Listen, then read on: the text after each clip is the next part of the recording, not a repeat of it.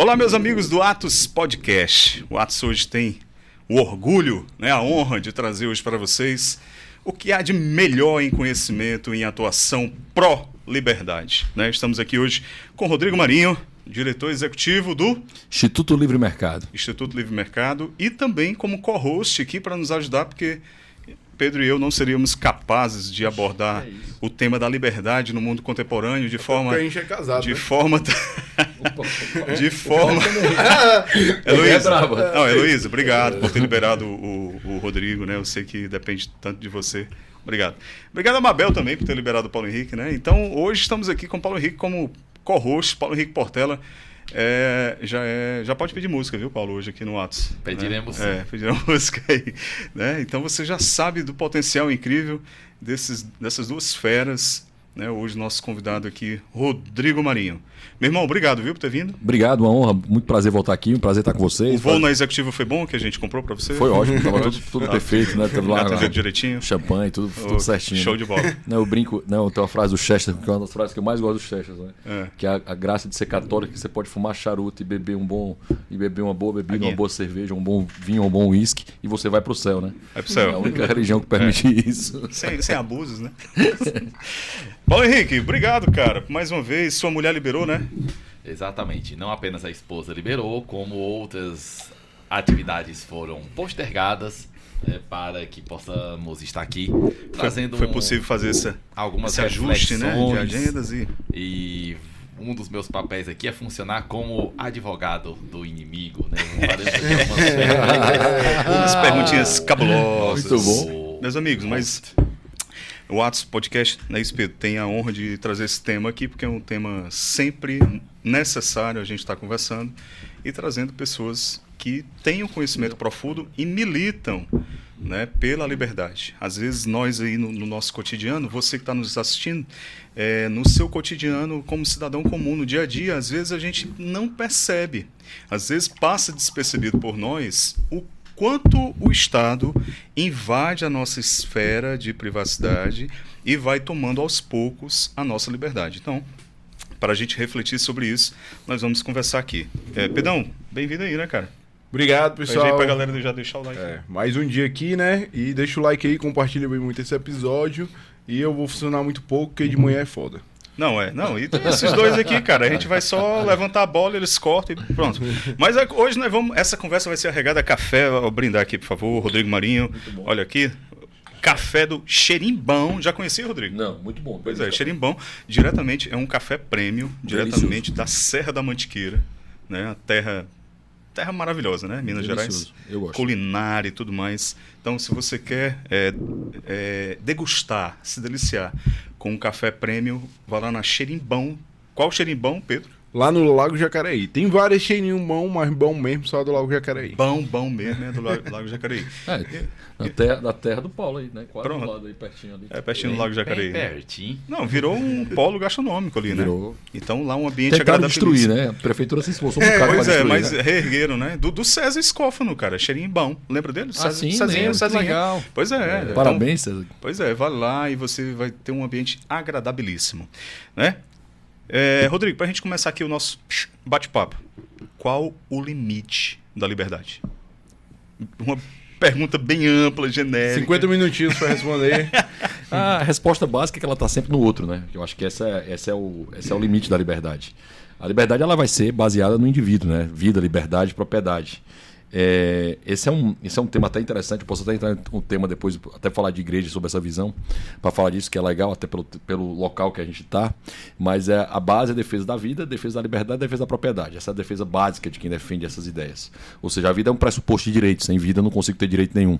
Então não há sentido alguém que defende a liberdade ser contrária à vida, ou ser a favor de matar crianças na barriga da mãe.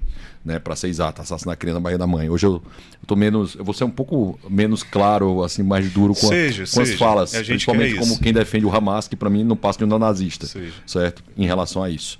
Esse é o primeiro passo. O segundo passo é a liberdade, ou seja, o meu limite está no Paulo, o meu limite está no Pedro, o meu limite está no Neto. Essa é a base de quem defende a liberdade. Ou seja, eu vou até o outro. Quando você pensa a ideia de indivíduo, outro princípio da ideia liberal é a ideia da subsidiariedade, Porque os problemas do indivíduo são do indivíduo, da rua da da rua, do bairro, da cidade. Então a maioria dos problemas vão estar aqui, né, no nível local. Eles não deveriam estar a nível federal ou mesmo a nível estadual. Deveriam estar na nossa resolução. Na comunidade. E se você pensar o Alex Tocqueville lá na Democracia na América, ele vai dizer, cara, a grande graça dos Estados Unidos é a comunidade atuando fortemente. Nós que fizemos parte do São Vicente ali, a comunidade, pense o quão mais poderia ter sido feito se tivesse mais esse sentido de comunidade, de participação, de não deixar na mão da prefeitura de coisas que poderiam ser resolvidas. A gente fazia um pouquinho disso ali na Marial, né, para tentar aquilo ali, mas dava para fazer mais, era possível fazer mais, em outros países se fazem mais, né, em relação a isso, mas esse senso de comunidade, né, e esse senso de entender que o limite está no outro. E a soma dessas individualidades é que faz com que você consiga melhorar o mundo. E outra propriedade, que é o direito de você proteger a propriedade, em especial a propriedade dos mais pobres, né? Falam muito que o direito de propriedade é bom para o rico, não. O rico se defende sempre. O direito de propriedade é bom para pobre. Pobre é que tem sua casa desapropriada de maneira absurda. Pobre é que é retirado para fazer uma Copa do Mundo. Pobre é que é retirado para permitir que seja feita uma Olimpíada, que foi o que aconteceu em 2014 e 2016 no Brasil, com muita violência. É engraçado, Rodrigo.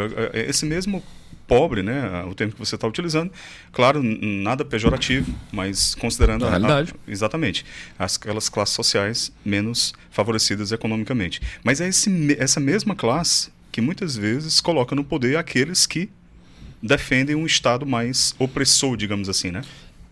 Tem um Thomas Sowell, que é um ator que eu adoro, ele diz que quando você quer mentira, somente o mentiroso para resolver as mentiras que você tem. Né? Então, assim, essa é uma realidade. Né? As pessoas contam muitas mentiras. Se você pensar na realidade de Fortaleza, agora nós vamos caminhar para uma eleição municipal. Se você começar em 85, ali, usar o período de redemocratização como marco. Né, Maria Luísa. Maria Luísa. Depois, Maria Luísa, servidora pública. Não, Tasso foi governador, prefeito. Governador.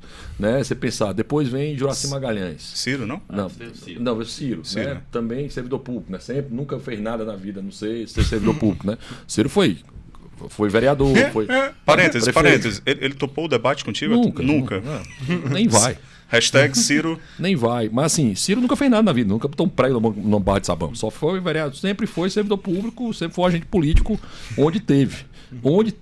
Nada contra. Assim, o ponto é que, nada contra, sendo muito claro, nada contra, mas nunca assinou uma carteira de ninguém. Nunca teve correr o risco na vida. Zero. E é a realidade de qualquer prefeito da cidade de Fortaleza. Eu vou seguir. Aí depois você teve Juracy Magalhães, médico também, relacionado, médico do IJF, também nunca foi empreendedor. Cambraia, igual também. Né? Depois você vai ter Juracy Volta, mesma coisa. Luiziane Lins, depois você vai ter Roberto Cláudio também. Sempre foi médico ligado ao Estado, trabalhou para o Estado sempre. E depois, agora, nós temos o atual outro cara que sempre foi ligado à política. Nós nunca tivemos um empreendedor nessa cidade sendo prefeito. E sabe o que é mais interessante? É uma cidade, se você tem uma pesquisa da Endeavor, que é uma instituição que eu gosto muito, que ela diz que o fortalezense é quem mais admira empreendedores no país. É contraditório, né? Percentualmente, nós somos a cidade que mais admira empreendedores. E nunca elegemos um empreendedor para ser prefeito de Fortaleza. Então, assim, hoje, para os mais pobres, por exemplo, e é uma realidade, essa coisa, o Nordeste é lindo, mas é pobre, tá? O Ceará é lindo, mas é pobre. É uma realidade, é um dado da realidade. Certo? Isso é um corte, isso é um fato. Isso não é análise, isso é fato. Sim. Constatação. Isso. E aí você vai ter uma série de razões para essa pobreza existir. Em especial envolve governança, envolve regras ruins. Hoje, para você, por exemplo, vender brownie na tua casa, tu não pode, né? Tu não pode legalmente, porque tu não pode ter uso misto da casa. Eu não posso ter uma casa que eu possa ter um CNPJ dentro da casa. Tu tem que ir para um cowork, aí tem que pagar um cowork para isso. Pô, isso é caro. Já inviabiliza. Isso é caro, vai inviabilizando. E mais, se você for vender na casa, você tem que ter um muro separando aquela casa, aquele lugar. Tudo para uma regra urbanística que pode ser mudada facilmente por vereadores que entendam que isso dói. Só que quando eu tenho muitas regras e muitos problemas, isso não beneficia os mais pobres. Isso beneficia os mais ricos. Porque se eu tenho muita regra, nós todos aqui somos grandes empresários. Temos muita regra. A gente vai ter bons advogados, bons contadores e vai resolver pra gente. E quem capital que também para viabilizar. Para pagar isso. Quem é que não vai ter isso? O pobre. É isso. Então, assim, muitas regras é bom para os mais ricos. Muita regulação é bom para os mais ricos. Mas sempre se vende a história que é bom ter mais regulação, que é bom ter mais leis, que é bom ter isso, que na realidade quem tem um lobby mais forte, quem tem uma pressão mais forte, seja a nível municipal, estadual e federal, vai ter mais acesso a esse regramento, prejudicando principalmente os mais pobres. Então, assim, a base da ideia de liberdade vai envolver essas 3 visões: vida, liberdade e propriedade. Esses são os direitos. E você vai ter garantia desse direito: habeas corpus, mandado de segurança, devido processo legal, que é fundamental, Estado de Direito, rule of law, são todas garantias desses direitos que deveriam ser protegidos, né? O Bachar, Frederic Bachar, que é um grande liberal francês, dizia que quando você tem... Não é porque você tem leis que você tem vida, liberdade e propriedade. É porque você tem vida, liberdade e propriedade que você tem leis. Perfeito. Elas decorrem disso. Que é uma coisa que se esqueceu no ensino do direito. Durante praticamente a humanidade, se ensinou o direito natural. Do século XX, principalmente aqui no Brasil. Eu digo assim, eu e o Paulo, eu acho que o Paulo lembra disso, vimos debates entre, né, positivismo e o naturalismo. Eu também isso peguei, cara. Acabou como se o naturalismo fosse direito natural fosse uma excrescência. Isso é um absurdo, porque a ideia do direito sempre foi baseada nisso. Só que como o positivismo dá muito poder a quem? Exatamente. A políticos. E muito poder a burocratas. E é exatamente onde se usa isso. Assim, entender onde o poder está e que política não tem coincidência, tem consequência, faz um papel fundamental nisso. Então, a sua pergunta não foi tão fácil. Desculpa, a longa. Não, mas a intenção era essa mesmo. A intenção era essa mesmo. Poderíamos passar um curso de doutorado só falando sobre esse assunto. Sem dúvida. Paulo Henrique, você com a sua visão aí diplomática, como é que anda aí as liberdades pelo mundo? Como é que faz? Outra pergunta fácil, né? Fazer um panorama geral aí de como é que andam as democracias pelo mundo. Apertem um cinto, vocês vão para 23 países em 5 minutos agora. Ai, meu Deus. Está sendo vilipendiada a todo momento, bravamente resistindo à velha democracia. Antes de mais nada, é interessante destacar que, de acordo com o artigo 17 da Declaração Universal dos Direitos Humanos, todo ser humano tem direito à propriedade só ou em sociedade com outros, e ainda ninguém será arbitrariamente privado de sua propriedade.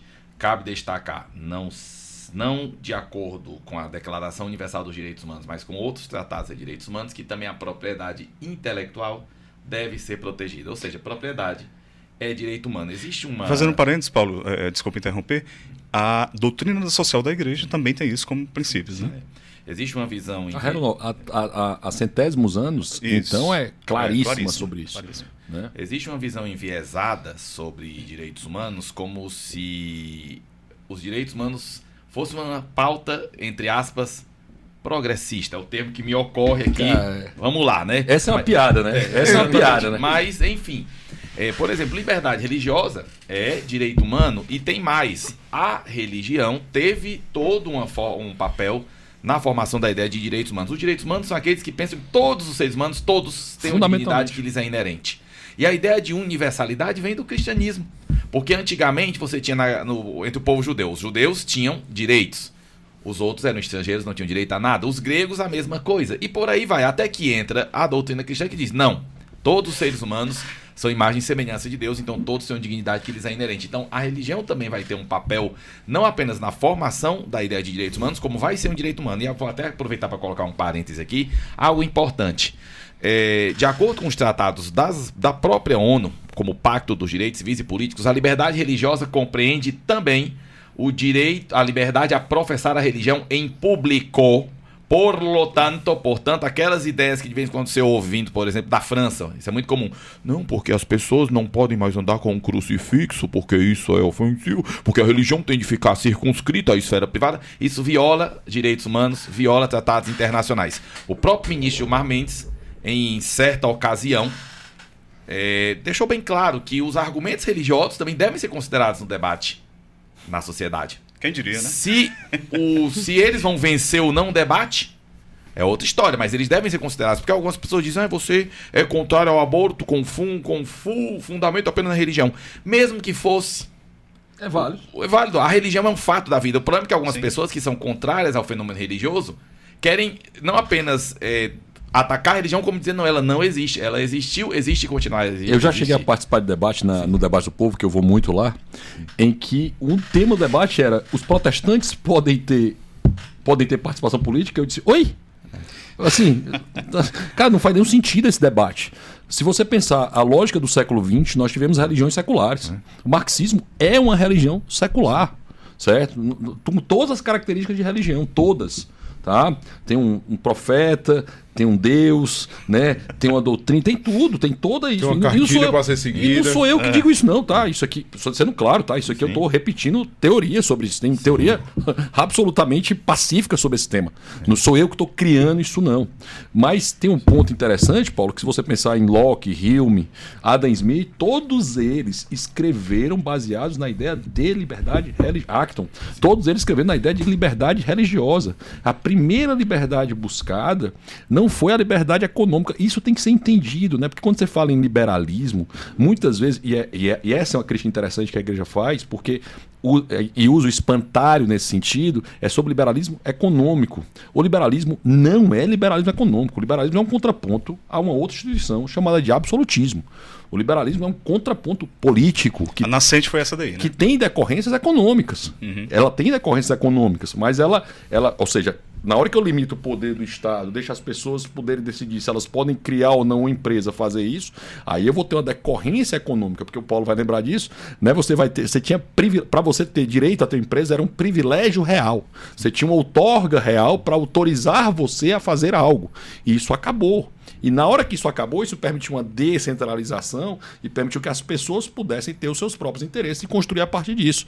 Mas o liberalismo é um contraponto político. E no Brasil, só para voltar ao Paulo, a fala que ele estava falando, na nossa Constituição de 1824 já havia a previsão de liberdade religiosa. E não havia a proibição da manifestação pública da religião.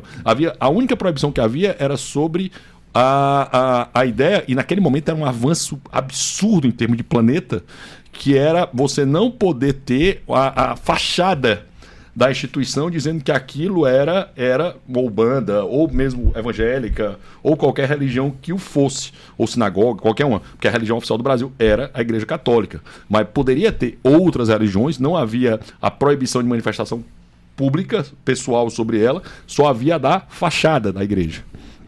É isso, então é importante que a gente aproveite esse momento para dizer essas coisas, para tentar desmontar essas verdades. Por exemplo, narrativas, né? A própria Corte Europeia de Direitos Humanos já decidiu, num caso envolvendo a Itália, que o símbolo religioso numa repartição pública não desfaz o conceito de laicidade do Estado. Aliás, se cruz... também, né? Se cruz fizesse a laicidade do Estado, nós íamos ter um problema sério, porque o Reino Unido tem 3 cruzes na bandeira. E aí? É um Estado laico ou não o Reino Unido? Enfim, eu não continuo essa conversa, porque é muito óbvio. Então, são momentos para a gente desmontar essas ideias, digamos, enviesadas, preconceituosas sobre os direitos humanos e que... Enfim, aqui fica muito claro que há uma plataforma de liberdade nos tratados de direitos humanos. E aqui eu aproveito a oportunidade, a última, para finalmente entrar na pergunta. Mas, professor, a ONU não mandou o Brasil aprovar o aborto? Deixa eu só dar uma vírgula antes da ideia dos direitos humanos. Sim. A criação dos direitos humanos envolve as revoluções liberais. Ponto. Assim, depois disso, não há mais direito humano. Tanto é que hoje, para fazer uma confusão, inclusive semântica, eles trocam o termo direito humano para direito fundamental. Cara, isso é uma sacada. Os progressistas, né, para usar a expressão que o Paulo trouxe, tiveram uma sacada genial nisso, né? Porque assim, o direito humano é um direito da pessoa, do indivíduo. Ele é humano, é meu, é do Paulo, é do Neto, é do Pedro. Ele é meu. Não existe a ideia de eu ter um direito social para dizer que isso é um direito humano. Não pode ser. Até porque, ou seja, os direitos trabalhistas que foram criados ali em 17, 18, 19, Constituição do México, Constituição de Weimar, Constituição da União Soviética, foram incluídos no texto constitucional. Naquele momento, em 17, 18, 19, aquilo ali não é direito humano, nem tem como ser. Porque aquilo ali é uma prestação, aí vai trazer para o tema do direito, é uma prestação positiva, alguém tem que dar, alguém tem que pagar, ele não é um direito inato ao ser humano. Ou, como diria Locke, Hume, Adam Smith e esses grandes pensadores, né, que aquilo era algo dado por Deus, depois a teoria avançou ou se colocou no sentido que aquilo era inato ao homem, né, para tentar desvincular um pouco da questão dessa visão religiosa, dessa visão, porque era o primeiro debate, né, que era a liberdade, foi dado por Deus, e os direitos sociais eram uma prestação que alguém tinha que pagar, que alguém tinha que ser isso. Então eles começaram a dizer que esses direitos sociais incluídos na Constituição, eles não são mais direitos humanos, são direitos fundamentais, mas direitos fundamentais incluídos no texto constitucional passam a ter o mesmo status de direitos humanos. Olha É. A sacada semântica. Semântica disso é genial. Mas é um canalice, tá? É uma canalice genial, é maquiavélico, assim, usando o termo até de maneira um pouco que eu nem gosto, mas assim, é genial nesse sentido, porque eles trouxeram para o texto constitucional algo que interessava a eles, certo? Né? E aquilo ali, alguém está pagando. Se eu estou tirando de alguém para dar a alguém, essa retirada não pode ser considerada um direito humano, nunca. Mas assim, a teoria do direito, não, isso é uma visão óbvio, do Rodrigo. Se você chegar na qualquer mainstream, vai dizer que vai ter direito humano de primeira geração, segunda geração Sim. e terceira geração. Mas usando esse termo de direito fundamental, Entendi. principalmente. Enfim, e aí só para concluir essa parte, e aí entrar finalmente na famosa Sim. pergunta do milhão, algumas pessoas têm argumentado que o Rodrigo acabou de falar do aborto e que a ONU está dizendo que o Brasil tem de aprovar o aborto. Eu não sei de onde realmente eles estão tirando essa ideia, sinceramente, porque o Brasil é signatário de cerca de 40 tratados de direitos humanos. Nenhum faz menção a esse tema. E aqui eu estou tentando, inclusive, tirar o argumento religioso, porque, afinal, algumas pessoas sempre dizem, mas você... Não, mas não existe. E o único tratado que fala do assunto, que é a Convenção Americana de Direitos Humanos, o Pacto de São José, diz que o direito à vida, em geral, é protegido desde a concepção. E eu vou deixar só mais um argumento aqui, que é um argumento muito fácil entre os Mas isso que é engraçado, né? Porque hoje é contraditório, né? Nessa hora eles esquecem, né? Porque foi mudado todo um texto constitucional que dizia que quando você tinha um bem que você estava na guarda dele, você estava cometendo você podia ser um crime civil, aspas, bem aspas aqui, né? Você podia ser preso por um ilícito civil. Só haviam 2 casos no Brasil constitucionalmente, que era a pensão alimentícia e o depositário infiel. E o Pacto na Costa Rica disse, não, isso aqui tem status constitucional, então por conta disso não vamos ser mais. Só que essa parte, eles esquecem de dizer que essa parte também da concepção tem status de direito de coisa, esquece de dizer. Essa parte também tem, tá? Foi sem querer, né? E tem mais um detalhe, né? Você que é muito comum entre um pensamento, mas novamente vou usar uma palavra que não é talvez a mais adequada, progressista, a ideia de que o direito está aí para proteger as pessoas mais vulneráveis, certo? Quem é mais vulnerável que o feto? Me diga aí. Vamos lá. Eu sei, mas a mulher, eu entendo a situação da mulher, algumas situações devem ser muito difíceis mesmo, mas Não e o dá pra feto? comparar, né? E o feto? Bom, enfim, eu acho que não precisa falar mais, né? Mas vamos usar a pergunta, né? O estado das liberdades do mundo. Eu acho que se essa pergunta fosse dirigida ao Rodrigo, acho que mas ele pode seria contribuir terrível. Já da cara dele já deveria. Você vai responder provocando-o. É ainda uma situação muito incerta, a situação das liberdades do mundo.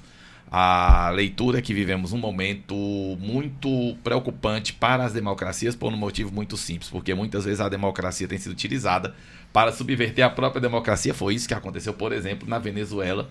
Hugo Chávez e Nicolás Maduro Na Alemanha, né? eleitos, né? Todos foram eleitos. Na Alemanha nazista. Exatamente, sempre houve eleições. Aliás, na ditadura militar no Brasil havia eleições, no Irã há eleições. E, Em Cuba, enfim, eleições. Em Cuba, eleições. Só que tem um detalhe, tem 500, tem 400, mais ou menos 400 deputados e os 400, só 400 candidatos.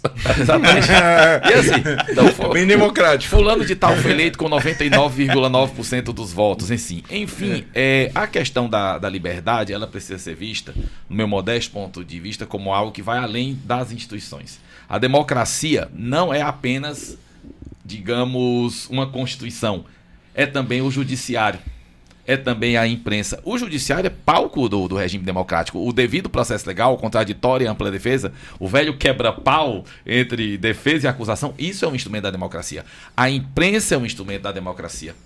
A imprensa realmente livre é um instrumento da democracia. E aqui nós temos talvez um dos grandes riscos para a democracia, não apenas aqui, mas alhures também. O cancelamento. O cancelamento não deixa de ser uma forma nova do famoso macartismo que vocês devem ter ouvido falar, da pós-Segunda Guerra Mundial.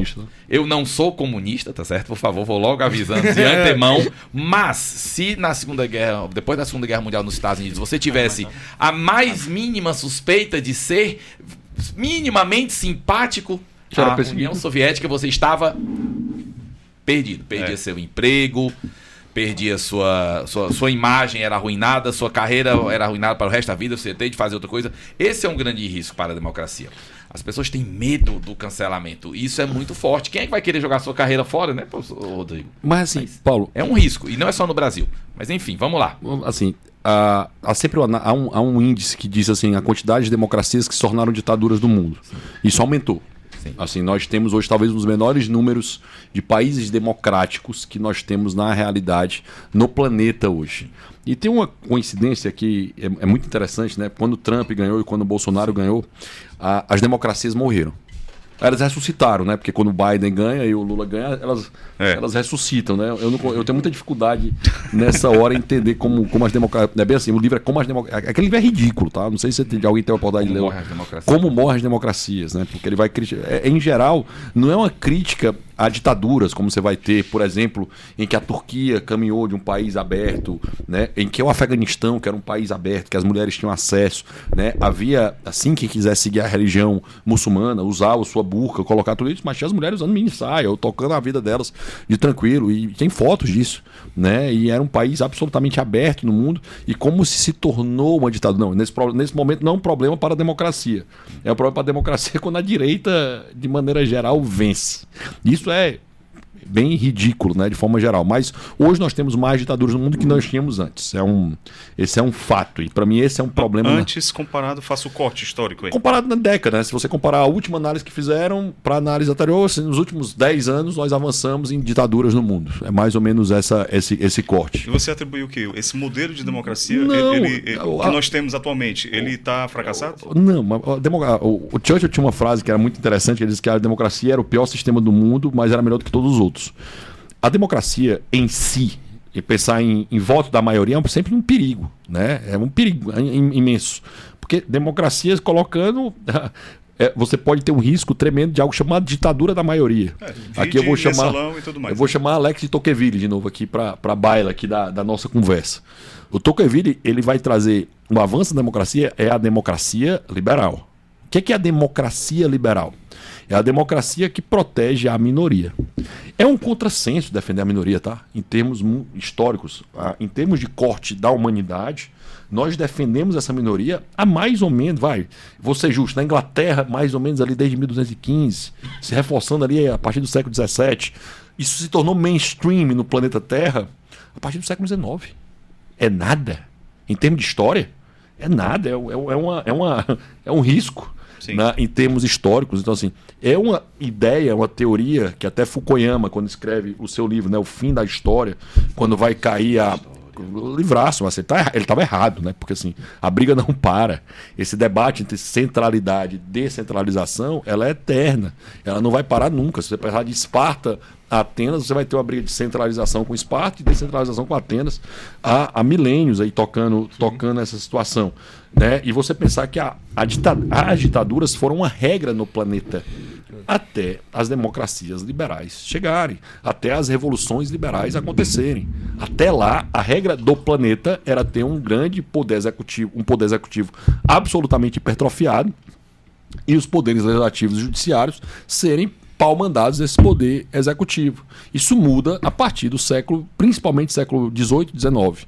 Né? Isso muda em termos... A janela de Overton altera no século XVIII, no século XIX e se consolida. Só para unificar aqui a nossa audiência, explica rapidamente o que é a janela de Overton. A janela de Overton ela envolve 6 etapas. Né? Vou dar um exemplo claro. Né? Você pensar que Lava Jato. Lava Jato, se você pensar Lava Jato no ano de 2018, era a operação mais popular do Brasil. Então ela estava na janela de Overton na 6ª fase dela. Hoje, se você pensar na Lava Jato, ela está na primeira fase dela, que é impossível. Ela era necessária e a Lava Jato hoje ela é impossível. Ninguém, tipo assim, cara, isso não vai mais acontecer no Brasil. Certo? Porque está na janela de Overton possível. Então, se você pensar, ela tem 6 fases. Impossível, radical, aceitável, sensata, popular e necessário. Isso envolve tudo, tá? Aqui minha esposa, que eu espero que a minha esposa não ouça, mas eu usei a janela de Overton para convencer a ter um cachorro na minha casa. Fazer esse corte e mandar para ela. Tá? Né? Mas ela sabe disso, ela olha para mim às vezes, para de usar a janela de Overton comigo, ela faz isso, né? Porque eu começo a empurrar a janela, que eu sei que uma hora eu consigo convencer a determinado tema. Isso vale para tudo, tá? Tudo. Certo, tudo na vida. Tudo. E vale qualquer ideia que você tenha. Se você pensar, né? Antes da Lava Jato, havia uma expressão que só se prendia 3 P's aqui no Brasil, né? Preto, pobre e prostituta, que era o argumento que se usava à época, que era da esquerda, né? A esquerda, né, os progressistas usavam esse tema. O que a Lava Jato fez? Começou a prender gente muito rica e muito poderosa, certo? Quem ficou contra a Operação Lava Jato? E agora inclusive tem ação no Supremo contra os acordos de leniência das empresas, que admitiram que foram corruptas. O PCdoB, o PSOL, o PSB estão lá brigando para cancelar esses acordos, tá? Eles entraram com ação. Foram as empresas, não. E essa janela de obras ela avança. Ela vai de impossível, radical, aceitável, sensata, popular e necessário. Quando o pastor Everaldo, né, disse que queria privatizar a Petrobras em 2014, na eleição de 2014, caramba, ninguém nunca falou disso numa mídia aberta. A janela de Overton saiu de impossível para radical. Ela caminha para aceitável, sensato, popular e necessário. As ideias avançam nesse sentido. Por exemplo, eu nunca imaginei ver tanto neonazista como eu estou vendo agora. Nunca imaginei gente defendendo estuprador, decapitador de criança, de bebê. Era impossível. Né? É impossível. E agora? E agora já está. Aceitável. Não, eu acho absolutamente radical. Uhum. Mas talvez em alguns meios. Você sabe, porque não tem sentido nenhum aquilo, né? Eu tenho algumas dificuldades. Judeu em ser defensor do Hamas. Ou ser esquerdista. Eu tenho dificuldade com isso. Certo? Porque em geral. Eu tenho. Porque em geral eu quero matá-lo. Certo? Homossexual ser defensor de esquerda. Eu tenho muita dificuldade com isso, porque todos os regimes socialistas mataram homossexuais. E apoiar o Hamas. Todo lugar que tem lei de Sharia, pelo menos eles são presos. No mínimo. Mínimo. Em qualquer país, um pouquinho mais forte, eles são mortos. São mortos. Mulheres defendendo o Hamas, eu não consigo entender. Mulher que é adúltera é apedrejada no Hamas. Em qualquer país que tem lei de Sharia. Qualquer país. Eu tenho muita dificuldade nisso. Muita.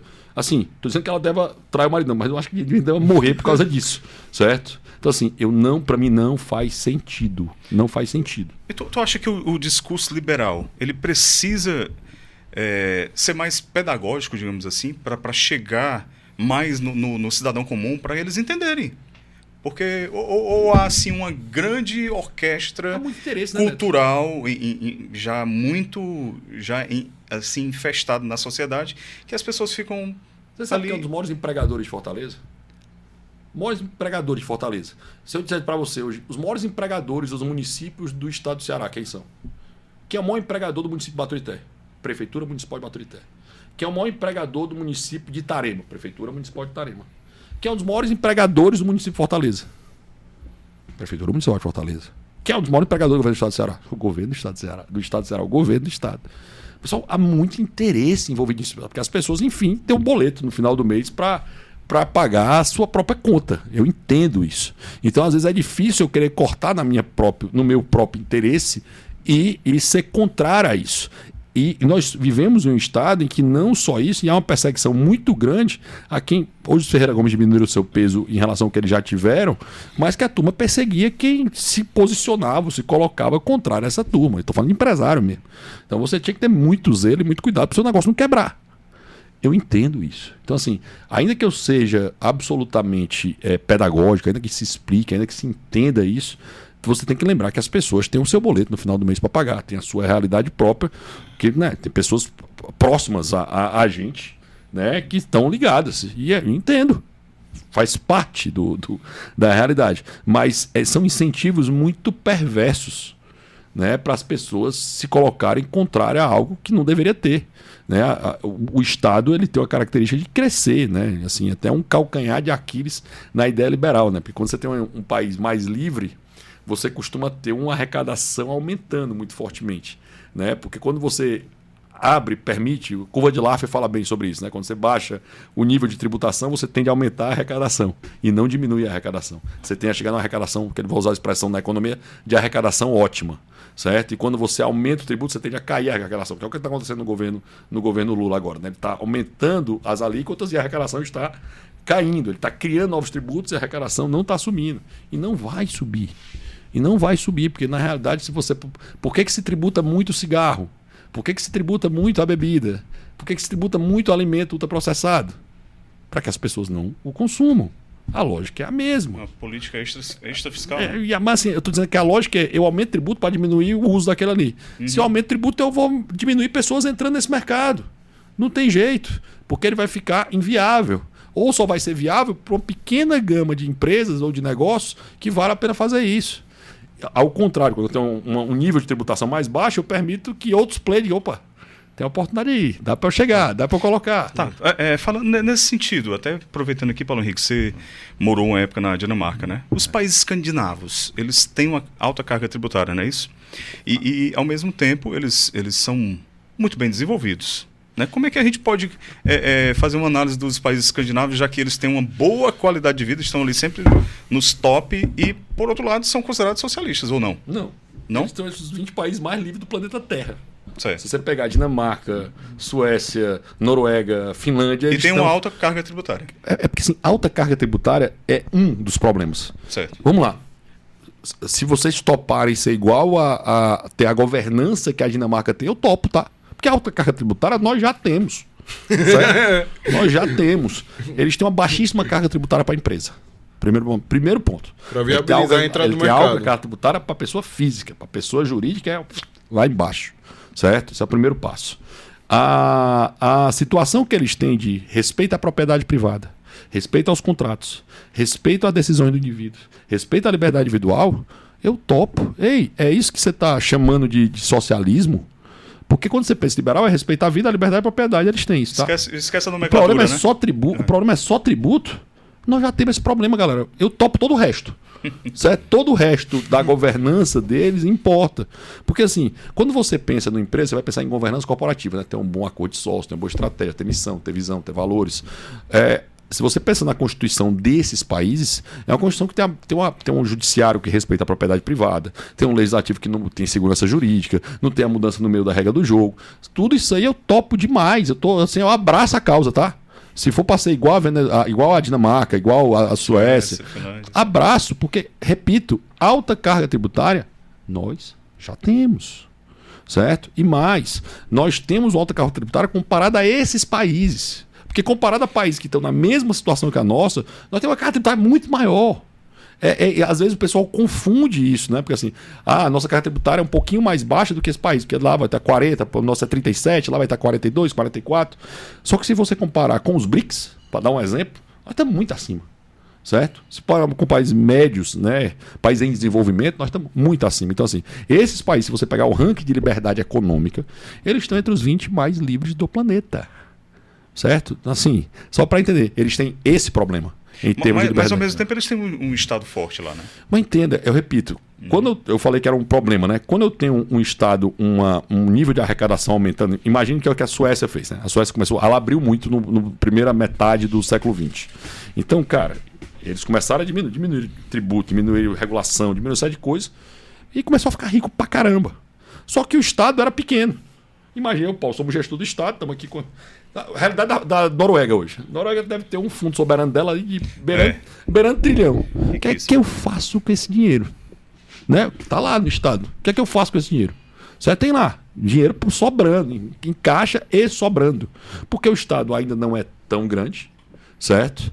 E há uma sobra de caixa muito grande. O que é que eu faço com essa grana? O que é que aconteceu quando o Brasil teve uma situação um pouquinho melhor ali no final do governo Lula? Todos os salários aumentaram.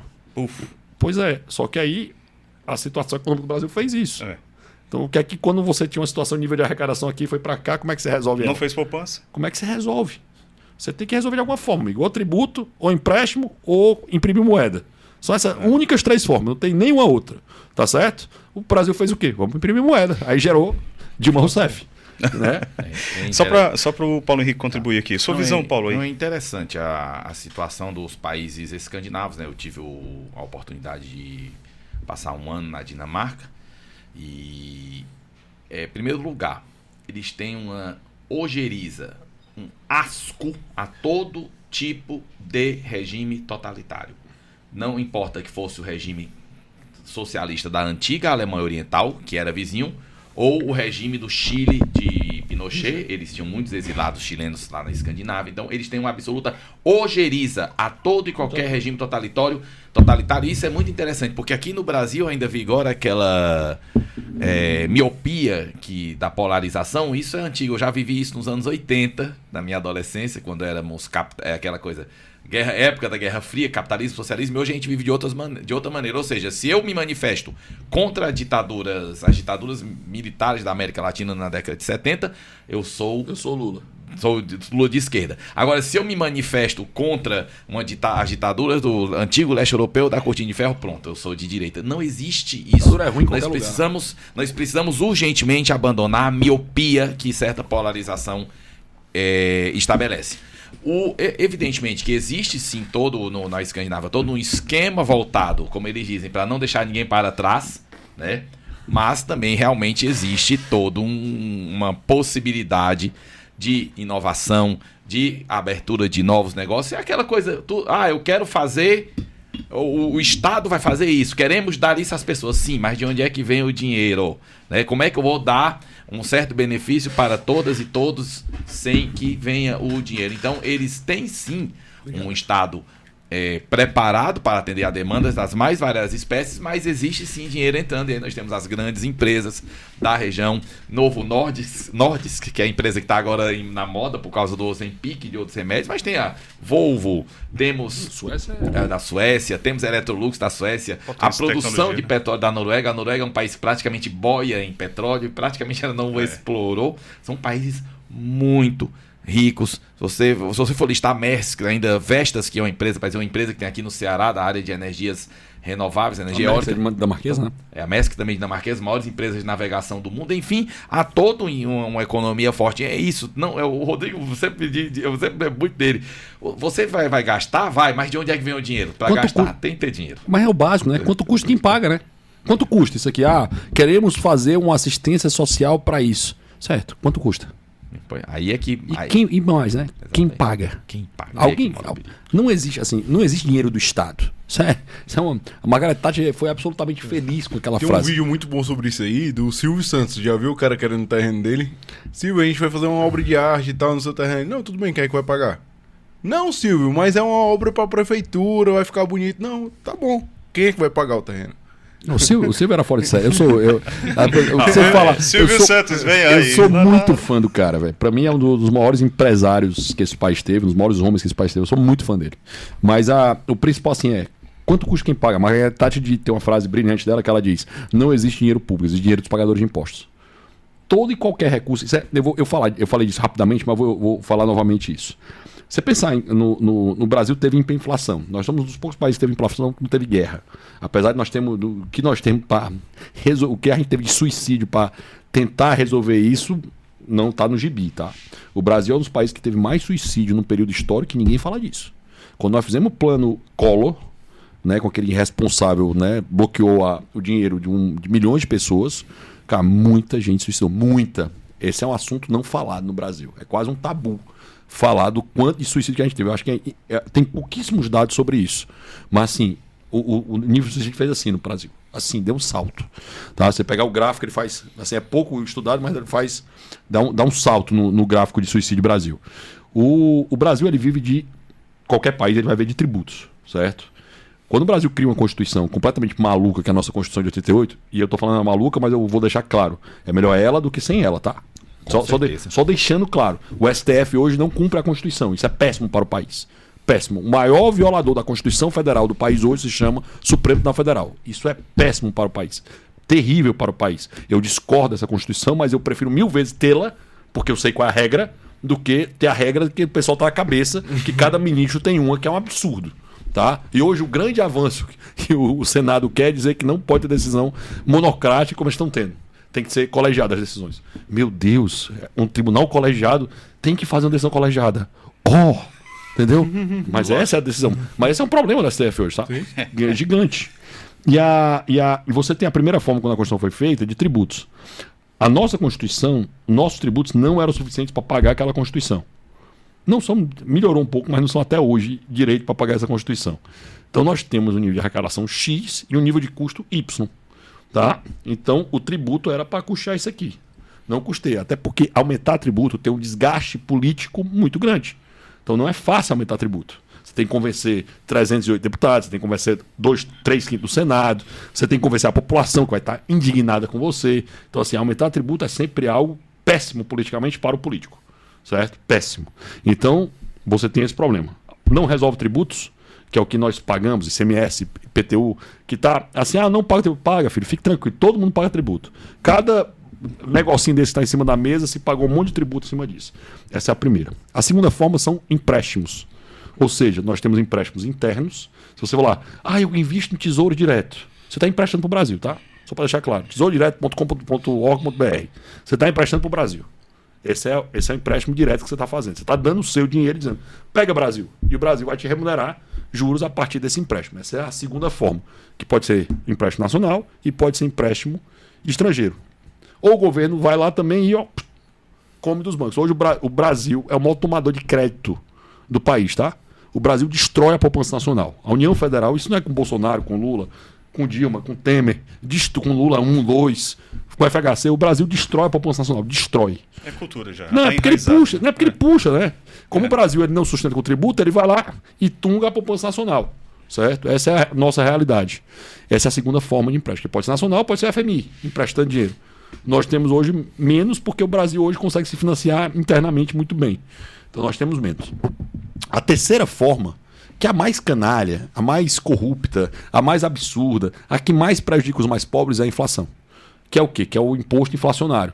Que é quando não se sustenta com tributos, não se sustenta com empréstimo, o cara vai lá e imprime moeda. Certo? E quando ele imprime moeda, essa moeda perde o valor. Só que o primeiro cara que recebe, eu e o Paulo somos dono da Odebrecht. Nós somos o cara que mais faz obra pública no Brasil. Esse primeiro dinheiro é nosso. A gente não sente essa inflação no nosso bolso. Porque a gente está recebendo o primeiro dinheiro. A economia não sentiu o impacto dessa entrada colossal de dinheiro que a gente está tendo ainda não. Por exemplo, o Brasil está aumentando agora desse ano, o Brasil aumentou 3%, está caminhando para 6% nesse ano de dívida pública, tá? É um número absurdo, tá? A velocidade da dívida, assim, Rodrigo, ter 78% de dívida pública é ruim. Outros países têm. O problema não é só o 78%, o problema é a velocidade. É muito rápido como está indo isso aqui. Nós aumentamos até agosto 3% e a tendência é que a gente vai aumentar mais 3% até o fim do ano. Cara, é uma loucura, é uma irresponsabilidade absurda nisso. Só que o Brasil ainda não sentiu totalmente nisso, certo? Porque isso não chegou ainda totalmente na ponta, porque os dinheiros ainda estão aqui em cima. Então o Brasil está crescendo o PIB dele porque o Brasil está jorrando dinheiro do Estado na economia, está imprimindo dinheiro e colocando isso. E está endividando o país. Só que isso não sentiu ainda no preço da xícara, do microfone, do café. Só preços laterais, né? Porque só o Estado gera inflação, só. Mas ninguém gera inflação. Então, quando você vai chegando na ponta, porque eu recebo o dinheiro, depois os empregados da gente recebem o dinheiro, depois não sei o quê. Aí o cara que está lá na ponta, né? A dona de casa, que vai ser a moça que o marido dela só vai receber o dinheiro daqui a um mês, se a inflação for para facilitar, de 10%, R$1.000 que ele ganhava, só vale 900. Se for de 15%, só vale 850. Porque o poder de compra desse cara é corroído, ele nem sabe por quê. Entendeu? E isso ele não tem, e os mais pobres, principalmente, não tem como se proteger disso. Os mais ricos conseguem se proteger disso. Na época dos nossos pais, eles tinham uma solução para esse problema. Chamava-se de overnight. Deixava o dinheirinho no canto e pagava. Deixava, por isso que demorou tanto isso aí. Só que para o miserável, que morria de fome, porque ele não tinha como comprar nada, porque o dinheiro dele não valia nada, esse cara morreu de fome. Certo? Até os irresponsáveis no plano Collor tungar o dinheiro até finalmente a gente fazer o certo, né? O Brasil fez 8 planos econômicos, trocou 5 moedas. A primeira vez que um governo avisou que ia fazer uma mudança de plano econômico foi com o Plano Real. Foi a primeira vez. Talvez o Paulo lembre disso. Eu lembro disso muito bem, mas talvez o Paulo um pouquinho mais velho que eu vai lembrar disso. Mais experiente. Que era a mudança de plano, acontecia domingo à noite no Fantástico. E as pessoas, segunda de manhã, sabiam o que estava acontecendo. Porque vinha um decreto-lei maluco, o nome de provisório maluco, e mudava a realidade econômica, monetária de um país inteiro do dia para a noite. A primeira vez que disseram, vai ser um cruzeiro. Teve uma transição. Real, que vai valer uma unidade real de valor, que vai valer 2.700 cruzeiros reais, que vai valer $1. Foi envolvido. Cara, aí analfabeto tava fazendo conta. Conta difícil, viu? 2.750 cruzeiros reais para virar para R$1 era complicado. Cara, e rodou no dia 1º de julho de 94, isso estava rodando. Porque descobriram que brasileiro não é burro. Entendeu? Essa época dos planos econômicos foi tão maluca que até hoje, vejam só, Plano Bresser, 1987, Plano Collor, 1990, até hoje tem ação correndo no judiciário. Bom, faça as contas, são quantos anos? Muito tempo.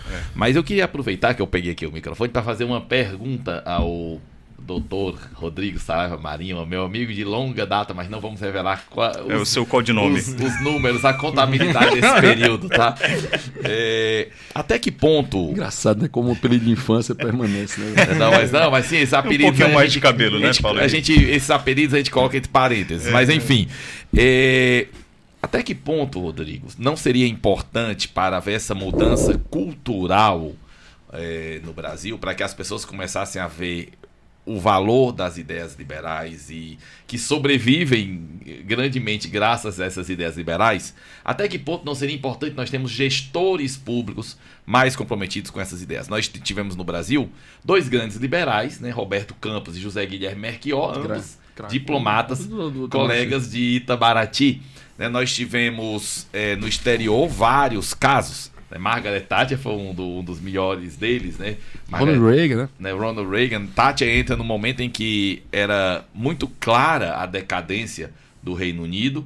E, digamos, se hoje o Reino Unido não é ainda o que já foi a locomotiva da Europa e do mundo, mas pelo menos aquela severa decadência da década de 70 ainda é o líder, né? Ainda é o líder, né? Ainda é o líder em várias áreas, né? Na Europa ele está liderando. E, enfim, até que ponto não seria importante termos gestores liberais? A gente sabe que um gestor liberal encontraria uma máquina bem complexa. Eu fico aqui imaginando o caso Javier Milei ganha a eleição na Argentina. Né? O que é que ele vai encontrar? Vai encontrar um desafio muito grande. Talvez não desconstrua isso do dia para a noite. Né? Mas, enfim, qual seria a importância de nós termos gestores mais liberais à frente da... Inclusive, eu até queria citar aqui que nós não tivemos empreendedores como prefeitos, mas nós tivemos um empreendedor governador. E que fez muita diferença. Que mudou a história do Ceará. E que fez muita diferença. Foi um único governador. Foi boa, Paulo, isso aí. Foi o único governador, empreendedor, que é o Tasso Gereissati que nós tivemos. Olha a mudança. E olha que o Tasso nem é um liberal de 4 costados. Ele é um cara de bom senso. Que em geral, as ideias liberais são ideias de bom senso. Você não pode. Bem assim, ó. Você não pode gastar mais do que você arrecada. Deixa as pessoas fazerem o que elas quiserem. Para de incomodar. Fiscal, propina é ruim, atrapalha, vamos resolver a regra do jogo, ficar claro para todo mundo, entendeu? Tipo assim, o que o Tasso fez foi simplificar. Cara, eu juro para você, a mudança do estado do Ceará de 86 a 90, ela resolveu absoluta simplificação, certo? Ele conseguiu resolver uma série de simplificações. Tem coisas, eu não vou dizer que tem tudo é bom, tudo é flores, que tem problema em ICMS, não tem alguns problemas, mas em geral, o que o Tasso fez mudou a realidade do estado do Ceará. Nós saímos de um estado pouco produtivo, com poucas empresas, com pouco negócio, para ser referência do Nordeste hoje. Né? Hoje nós temos nosso PIB per capita já maior do que a Bahia. É o maior do Nordeste. Entendeu? Assim, e isso se deve, apesar dos governantes que nós temos, não é por conta deles. O único que a gente pode dizer assim, esse cara ajudou foi o Tasso. O único que a gente pode dizer alguma coisa. E eu repito, eu tenho várias discordâncias com o Tasso, várias, certo? Até porque eu tenho muita dificuldade de gente em cima do muro. Social-democrata é um bicho em cima do muro. Eu tenho muita dificuldade com isso, muita dificuldade com isso. Né? Eu sou muito com a visão do apocalipse, né? Que o quente ou o frio, o morno eu vomito. Entendeu? Eu tenho muita dificuldade. Nesse contexto, nós, assim, antes de entender, né? Por que Margaret Thatcher chegou lá? Por que Reagan chegou lá? Por que o Milei chegou lá? Quando um cara, um grande autor chamado Friedrich August Hayek, né, que foi o cara que inclusive trocou diversas correspondências com João Paulo II, influenciou na escrita da Centésimos Anos, né, eram próximos, eram pessoas que se gostavam muito, o Hayek e o João Paulo II, apesar do Hayek ser agnóstico, né, mas se dava muito, muito bem com o João Paulo II, né, ele influenciou um outro cara, o nome dele está me faltando agora, a criar um instituto chamado Instituto of Economic Affairs, que era um instituto que publicou os livros do Hayek. Quando a Margaret Thatcher toma posse, eu não tenho esse vídeo, eu tenho só escrito sobre isso. Quando a Margaret Thatcher ela joga um livro na mesa e diz: esse é o meu programa de governo. O livro era The Constitution of Liberty, que foi traduzido para o Brasil como Os Fundamentos da Liberdade, que é um livro do Hayek. Então, assim, houve uma mudança cultural aí na janela de órbita que você tá olhando, houve uma mudança cultural para chegar a Margaret Thatcher.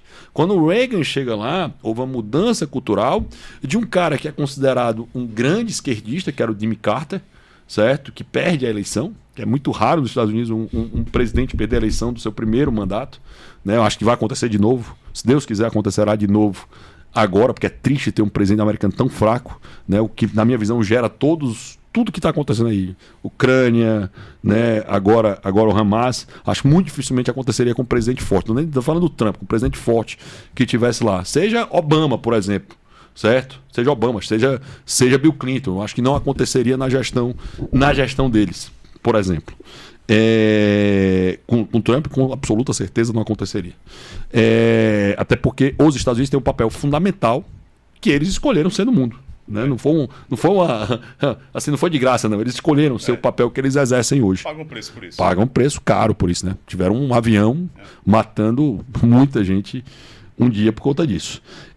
Dentro desse contexto, quando o Paulo coloca dos gestores públicos, quando o Reagan chega lá, houve toda uma mudança cultural até o Reagan estar na presidência, falar Back America Great Again, né? Até chegar naquele momento. Então, assim, houve uma mudança cultural nisso. O Milei vem também de um movimento liberal. O movimento liberal argentino é muito organizado. Eu conheço bem o movimento liberal argentino. Ele é muito organizado. Liberal / conservador. Ele é muito organizado na Argentina. E o Brasil vem nessa, tá? Assim, em termos liberais, Paulo, se você pensar na nossa academia, quando eu era o único liberal que você tinha ali na Cristos, cara, não faltam professores liberais hoje no meio universitário. O Paulo sabe disso. Quando eu era o professor da Cristos, assim, a gente é amiga há muito tempo e dá aula há muito tempo juntos, eu era o único liberal ali, era meio assim, ó, o maluco ali, liberal. Hoje não é mais a expressão pelo fato de alguém ser liberal ele ser maluco. Olha a mudança cultural que há nisso, certo? Óbvio, quem faz a disrupção disso, eu fiz aqui no estado do Ceará e fiz em grande parte em vários lugares do Brasil, você sofre essa pecha do doido, né? Olha o doido aí, porque só tinha eu. Né? Isso foi mudando ao longo da história e pessoas que não se sentiam confortáveis em colocar isso para fora, viram alguém empurrando a janela e disseram, estou junto dele, concordo com o que ele está fazendo. Houve uma mudança nisso. Se você pensar, o movimento liberal de terceira geração, que é esse que a gente vive hoje, ele tem 16 anos, já elegeu deputados, já elegeu senadores. Aqui no estado do Ceará a gente tem o senador Eduardo Girão, nessa visão, que vai ser candidato, se Deus quiser, a prefeito de Fortaleza, certo? Você vai ter um empreendedor para estar nessa visão. Você tem uma série de parlamentares colocados. Você tem um movimento forte. Você tem 2 potenciais candidatos a presidente que são alinhados com essa ideia, que é o Tarcísio e o Zema, né? O Tarcísio, governador de São Paulo, o estado mais rico do Brasil, e o Zema, que é um dos estados mais ricos do Brasil, que é Minas Gerais, é o maior colégio eleitoral do Brasil. Você tem esses 2 caras que são os nossos possíveis candidatos em ambos. Estão muito mais liberais do que qualquer outro candidato que nós tivemos na Nova República. Mas muito. Então, assim, muito mais à direita e mais liberais do que outro. Então, essa mudança cultural já existe no Brasil. E a esquerda hoje tem o Lula, né? E muita gente não votaria no Bolsonaro, mas votaria no Zema, votaria no Tarcísio. Se colocaria dessa forma para isso. Óbvio que a imprensa e a esquerda vai atacar loucamente esses caras. Fique tranquilo, qualquer coisinha forinha da caixa que esses caras disseram, pancada. Isso é um bom sinal. Isso é um bom sinal, isso não é um mau sinal. Como a imprensa de Fortaleza, ela depende absolutamente do dinheiro dos pagadores de impostos, ela, óbvio, nunca vai fazer uma posição se contrapondo aos nossos políticos de plantão. Deveria. Porque jornalismo não era para fazer publicidade, deveria, mas não faz, certo? Porque elas vivem do dinheiro dos pagadores de impostos. Então essa é uma realidade que a gente tem que entender. Mas hoje elas são obrigadas a me chamar, a chamar alguém que vai fazer o contraponto lá para dizer que é imparcial. Não gostam de me chamar, tá? Mas precisam. Agora uma coisa, esses movimentos sempre acontecem muito no espectro cultural, né? E aí, nesse espectro cultural, o afegão médio ali, ele tem um pouco de dificuldade de entender o que está acontecendo, né? Porque, via de regra, as grandes massas, vamos dizer assim, não observam os fenômenos culturais acontecendo. Mas aí, como que, por exemplo, a pessoa foi lá, conheceu o Rodrigo, conheceu as ideias liberais, aí falou, pô, achei bacana o que aquele cara falou. Como a pessoa se aprofunda nesses fatos? Primeiro, eu acho que tem assim... Hoje nós 4 somos de um grupo que tem... Quantos anos? 53 anos. 53. O Grupo São Vicente tem 53 anos. O Grupo São Vicente tem gente que eu acho que... Tem gente hoje que nunca deveria ter feito parte do São Vicente. Entendeu nada. Entendeu nada. Não entendeu nada. Vou me abster. Não entendeu nada. Vou me abster para não ser mais cancelado. Psicólogo, não entendeu nada. Tipo assim, a igreja, assim, de verdade, não dá para ser católico e ser comunista, velho. Não dá. É excomunhão, e não sou eu que estou dizendo isso não, tá? Exatamente. Sou eu que estou dizendo isso não. Imediata. É excomunhão imediata. A doutrina social da igreja é absolutamente clara nesse sentido. E Jesus era comunista, essa é o que mais me dói. Era então um quer dizer revolucionário, era um quer líder- dizer que líder Jesus revolucionário. criou tão revolucionário que disse que o reino dele era no céu. Não, o né? Che Guevara é um novo Jesus, né? Meu pai do céu. Não, eu não tenho muita paciência pra essa não, tá? Então assim, o papel fundamental, Levar o Rodrigo pra dar uma palestra o lá. papel fundamental de formação de jovem, cara, eu não sou a doutrina social da igreja é clara nesse sentido. Sede santo, o rei não é desse mundo, o reino é do outro. O reino é do outro. A ideia comunista secular é você trazer esse reino para esse mundo. Então, nesse mundo eu posso matar, eu posso destruir, eu posso fazer, desde que eu chegue no plano ideal, no plano perfeito. Só que esse plano perfeito não existe nesse plano. Não existe. E É a ideia de Hegel, né? Jesus foi claro, sempre. Né? Jesus foi claro nesse sentido, absolutamente claro. Meu reino é do próximo mundo. E nesse contexto, e a igreja é claríssima na visão dela sobre isso. Só que as pessoas, né, nós temos o Grupo São Vicente, ele tem uma característica que eu admiro demais, que é um grupo de despertar, certo? E às vezes ele não acaba dando passo 2, assim, tu despertou e agora tu tem que entender essa desgraça. E amigo, tu precisa entender a graça que tu tá recebendo. Qual é a graça que tu tá recebendo? É isso, a mudança cultural envolve você entender que não dá para você ser comunista e cristão. Não dá. Certo? Não dá. O comunismo ele envolve eu ter um Estado, eu ter um socialismo, é uma evolução, né? Então, até porque comunismo ele já é uma religião, o né? Marx nunca explicou, né? Mas vai. O socialismo envolve eu ter um Estado em que todo mundo é subordinado ao Estado. Jesus nunca disse que eu tinha que dar dinheiro para o Estado dar dinheiro para ninguém, não, tá? César o que é de César. Nunca disse isso. Né? Ele sempre disse. Né? E que aquilo ali foi uma pegadinha gigantesca, né? Tanto é que a primeira, Não, é porque deturpa, tanto é que a primeira fala de Jesus vocês estão querendo me pegar na armadilha? Essa é a primeira sim, fala de Jesus.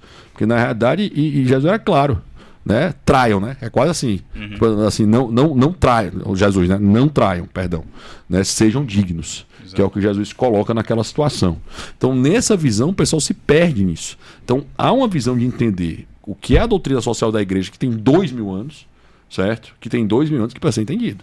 Se você nunca leu um Rero Novarum, nunca leu um 40º anos, nunca leu 70 anos, o que tu tá fazendo aqui, velho? Tu é católico. A igreja vive dessa visão. Nós temos uma Bíblia defendendo isso. É só oba-oba? Porque é lindo, é legal, é bonito, toda de conta, é lindíssimo. Mas cadê o passo 2? Certo? Eu acho que há um caminho, tanto é que assim, há um caminho muito interessante que as pessoas sigam, e tem gente muito boa aprendendo e desenvolvendo isso, eu não estou discordando disso não. Eu só acho que assim, hoje você tem que entender onde você está. Não dá para dizer, eu sou católico e sou apoiador do Hamas. E amigo, você não é católico. Você não é católico. Esqueça, não é. Tá? Você não dá para ser as duas coisas. Eu sou católico, sou comunista. Você não é. Certo? Porque não dá para ser. É tipo assim, não dá para ser quadrado, redondo. Ou você é quadrado ou você é redondo.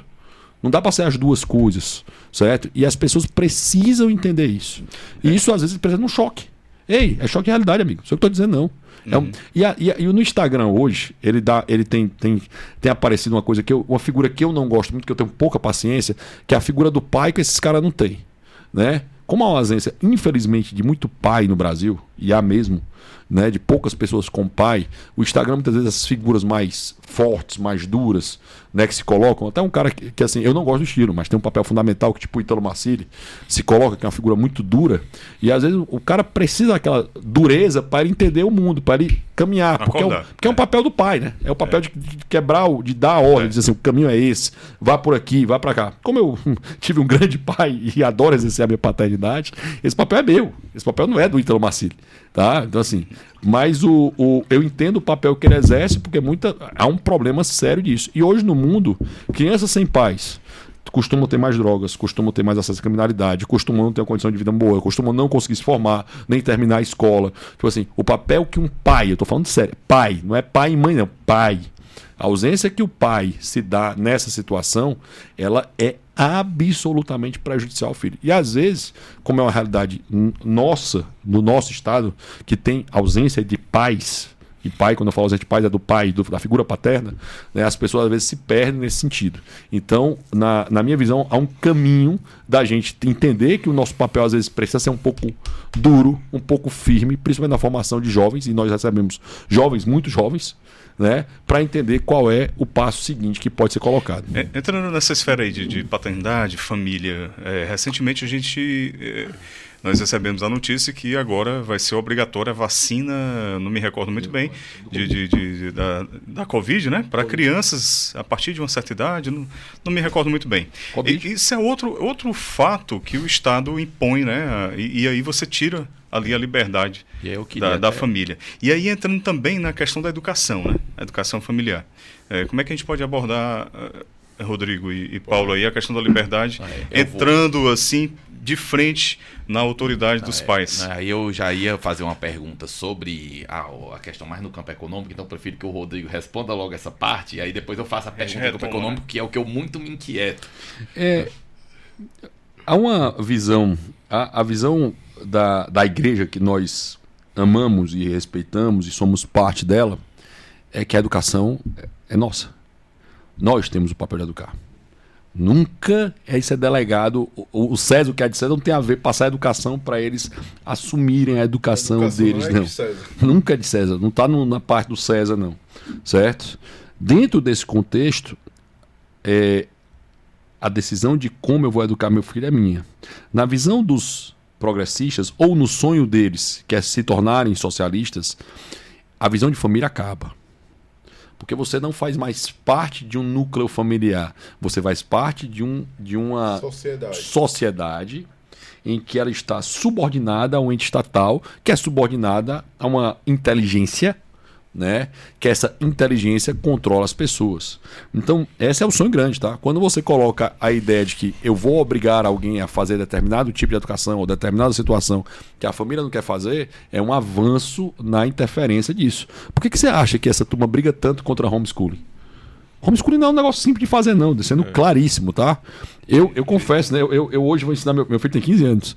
Quando ele começa a tentar ensinar matemática para ele, eu digo assim, eu não sei, assim. E às vezes eu vou estudar e digo, eu não entendi. Porque eu não tenho capacidade, assim, sendo muito claro. Não, eu não tenho capacidade, eu sou incapaz de ensinar isso. Vou ensinar história, geografia, né? Eu vou com português, eu vou caminhar muito bem. Matemática, física, meu amigo. Nem quero. Assim, nunca quis, nem quero, mas é até difícil para mim. Tá? É porque é difícil ser tutor. É muito difícil. E caro, porque é um instituto muito. É uma lógica muito individualizada. E cara para fazer isso. Não é todo mundo que consegue fazer isso. Ou você é um gênio, seu pai, sua mãe é um gênio, certo? Tem um cara que consegue... Tem muita vocação também, né? Isso. E assim, e o ponto, e dedicação, né? Porque assim, ou seja, a pessoa vai ter que fazer. Por que você acha que a esquerda é tão contrária a isso? Porque isso tira o poder do ente estatal. Porque quando você lê os livros colocados, vai colocando que Dom João VI era um idiota. Aí eu começo que Pedro I não era ninguém. Aí você lê os livros de história, né? Usando as palavras, você tem isso. Eu digo, meu Deus do céu. Dom João VI foi o único cara que Napoleão disse que conseguiu enganar. Dom Pedro I fez 2 constituições, fez 2 bandeiras, fez 2 hinos.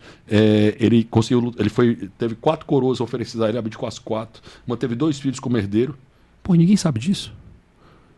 E é tratado como idiota porque esse cara era o herói nacional do Império.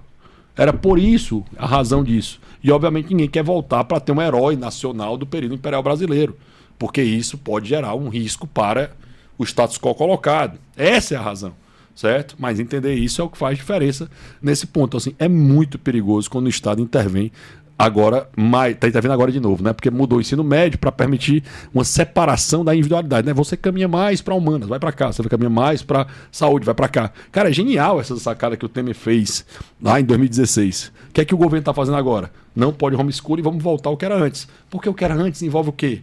Doutrinação, que é o ensino de sociologia, o ensino de filosofia, que não tem nada a ver com sociologia e filosofia. Nada a ver. Tem a ver com o que eles querem que seja colocado na mente das pessoas. Quando eu controlo a educação, eu controlo a próxima geração. Esse é o fato. Quando eu controlo a informação, eu controlo essa. Por isso que querem fazer lei de controle de mídia social, de rede social, porque eu controlo essa geração. Tem nada a ver com acabar com fake news, não, tá? Nada a ver. Tem a ver com controlar, porque fake news... Buraco é mais embaixo. Fake news sempre existiu. Sempre existiu. Certo? Que o diga Marina Silva durante a eleição do PT. Destruíram a reputação daquela mulher, que hoje é aliada dos caras. Destruíram. E tudo fake news de cabo a rabo. Tudo que falaram com a Marina Silva era mentira. Então eu discordo 100% da Marina Silva. Mas tudo que o PT falou Marina Silva era mentira. Claramente. Fake news sempre existiu. A diferença é que hoje eu consigo ter acesso a informações que não tem controlada porque tem poder. E isso assusta muito. Lembrando que já estamos até por um tempo bem apertado, que aquilo que você chama de fake news pode ser simplesmente uma ideia diferente, né? A própria Comissão Interamericana de Direitos Humanos da OEA, Organização dos Estados Americanos, já se manifestou preocupada com legislações que possam tentar controlar as chamadas fake news por configurarem risco à liberdade de expressão. Uma vez eu vi um debate entre 2 professores de esquerda, muito interessante. Um professor defendia a regulação contra as fake news e uma outra professora disse: fulano, isso pode se voltar contra a gente no futuro. É claro. Exatamente, porque, insisto, aquilo que é fake news pode ser simplesmente uma ideia diferente. Mas eu vou aqui também destacar o artigo 18, parágrafo 4º do Pacto dos Direitos Civis e Políticos das Nações Unidas, que é um tratado de direitos humanos, que estabelece que os Estados partes do presente pacto, dentre os quais o Brasil, comprometem-se a respeitar a liberdade dos pais e, quando for o caso, dos tutores legais, de assegurar a educação religiosa e moral dos filhos que esteja de acordo com as próprias convicções. Então vejam só como as ideias de liberdade que estão aqui desfilando já estão tuteladas e protegidas por tratados internacionais. Mas a pergunta que eu tenho, Rodrigo, que é uma pergunta difícil, mas outro curso de doutorado, é o seguinte: eu acho que é desnecessário dizer que é muito melhor um mundo onde haja maior possibilidade de as ideias circularem. Em vez de termos só um centro, no caso o Estado, criando, nós vamos ter, por exemplo, aqui 4 empreendedores, 4 produtores culturais, 4 pessoas escrevendo livros. É muito mais, a possibilidade de uma economia, de uma sociedade mais dinâmica é muito maior. Mas em determinadas situações, é que eu vou fazer a de advogado do diabo. Vou me lembrar, por exemplo, do pós-depressão, da Grande Depressão de 1929, época de ouro do keynesianismo, época em que foi necessário uma intervenção maior do Estado para levantar o que estava muito lá embaixo. A Grande Depressão passou o rodo na vida econômica e social do mundo inteiro. E enfim, aí entra Keynes com ideias um pouco mais intervencionistas, o Estado intervindo um pouco mais para tentar levantar a economia dos Estados Unidos, o que teve um relativo êxito. Então a minha pergunta é: e em situações muito graves, como por exemplo também foi a pandemia, onde fica a liberdade? Onde fica o Estado? Será que cabe uma intervenção maior do Estado nessas situações? Ou, se couber, qual é o limite dessas intervenções? O Keynes falava que as intervenções só deveriam acontecer em termos de crise, né? Esse é o primeiro ponto que distorceram o Keynes completamente, né? Que agora é sempre. Eu, obviamente, discordo dessa visão de Keynes, né? Essa grande depressão durou 10 anos. Poderia ter durado muito menos. Você pensa na crise de 21 e 22, acabou em 22, né? Que foi a última grande crise. E a causa disso também é importante ser dita, né? A causa da crise, né? A causa da crise tem a ver com a absoluta expansão monetária, né? Ali em 1913 criado o Banco Central, expansão monetária violenta por parte dos Estados Unidos, que queria postergar a crise, né? Usando a expressão de Keynes, né? No longo prazo todos estaremos mortos, então a crise a gente gera sempre a próxima crise. Então a gente empurra dinheiro para sustentar a crise e para a crise não vir agora, porque os efeitos políticos imediatos são muito ruins para quem está no poder e você joga a crise para frente. Esse é o mal também da ideia de você não ter... Eu sou muito fã da ideia de monarquia constitucional, né? Quando eu tenho uma preocupação de um chefe de Estado em que você vai ter uma longevidade, uma visão de referência, ou um exemplo, uma colocação nesse sentido, como você vai ter na Inglaterra, como você teve no Brasil, nessa ideia de longevidade, que não está preocupado com a próxima eleição, com a próxima geração. Aquele gabinete que é eleito agora, o Lula, por exemplo, ele está muito preocupado. O Brasil já, a situação de middle market, de pequenos e médios empreendedores do Brasil é ridícula já. Até porque o nível de arrecadação está caindo, significa que o nível econômico está desabando. Essa é a realidade no Brasil hoje. Por que o PIB está crescendo? Porque o Brasil está jorrando com dinheiro, né, nisso. Por que o desemprego está caindo? Porque nunca se contratou tanto servidor público na vida, ou terceirizados, para o serviço público. Efeito pós-pandemia. Para também, né? Não, agora é servidor mesmo, né? Foi empregado para isso, nessa situação. Então vamos lá. Para mim, se você tivesse feito abertura de mercado, deixado o mercado resolver, colocar isso, a situação teria se resolvido, né? Tanto é que o Delon Frank, a Constituição, a Suprema Corte, a SCOTUS americana, ela foi contra diversas medidas do New Deal por muito tempo. Certo? E já estava se recuperando quando, né, por sorte do destino, não vou dizer que ninguém morreu de graça, mas teve 3 mortes, coincidentemente, não estavam velhinhos, verdade, de 3 ministros da Suprema Corte, que foi o que virou Porque o Roosevelt chegou a ameaçar aumentar de 9 para 15 ministros para conseguir mudar a realidade americana. Só que em 33, que quando foi mais ou menos isso aqui, já estava se resolvendo a situação econômica e voltando a crescer, é que as medidas começaram a ser implementadas. Não foram implementadas em 29, porque a Suprema Corte colocou inconstitucional em 29, em 30, em 31, em 32. Em 33, aí sim, houve mudança e ele conseguiu implementar o New Deal. Só que em 33 a situação já estava bem melhor do que estava em 29, mas não vão contar nunca isso para você, porque a ideia que você coloca numa situação como essa, ela dá poder a quem? Em política não tem coincidência, tem consequência. A ideia de quem dá poder a quem? A políticos. Quem mais ganhou na ideia de dizer assim, porque assim, você não pode esquecer que a política, o Estado, ele é controlado pelo Arthur Lira, pelo Tiririca, né? pelo Guimarães, que é o líder do governo, que é o Lula, que é o Bolsonaro. Você não pode esquecer figuras que você gosta, que você detesta. Você não pode esquecer disso. Não existe um ente amorfo Estado, não. Existem aqueles políticos e eles estão interessados neles. Ou não à toa, né? A presidente da Caixa caiu, no mesmo dia foi votado o PL das offshores, que interessava ao governo. Certo? Coincidência, né? O Lira não tinha sido ainda acolhido o que ele queria, no mesmo dia foi colocado. Não se pode esquecer disso.